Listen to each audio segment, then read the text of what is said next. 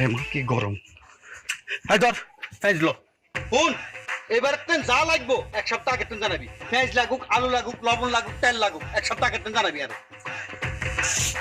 পেঁয়াজ আনছো কেন?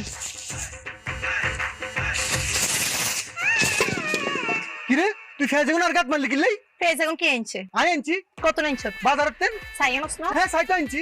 তো চাই আনলে পেঁয়াজ এখন পচা হয় কেমনে? ওরে বাবারে সাইটাই তোরও আনছিলাম এই পরিবারে, তুইও তো আসা হচ্ছ।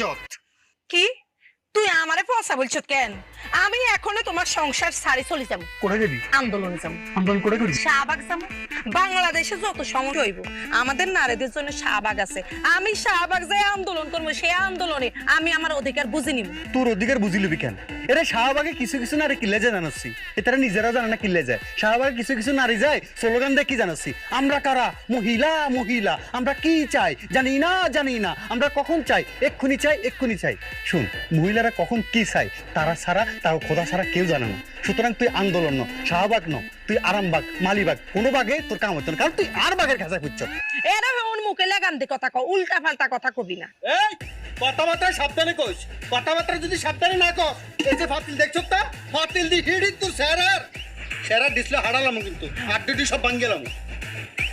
থুকু মাগো আই ডরাইছে হেতে না আমারে পাতিল দি ফিটি আমার কোমর ভাঙি দিব, চেয়ারার ডিসপ্লে শেষ করে দিব। আমি বসে বসে আঙ্গুল সুষুম কেন? আমিও তোরে বল দি হিড়ি মারিয়ালাম শতানে শতান।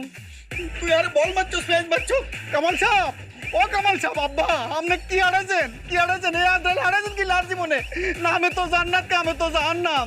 খারা আজকে আর মারলই হানি বলিলই হানি, আজকে তোর কপাল আছে, তোর কপালে শনি আছে রে। ফাতিল কামাল সাহেব কিনে দিতে আমার লাগে পাত্তি ন, তুই তোর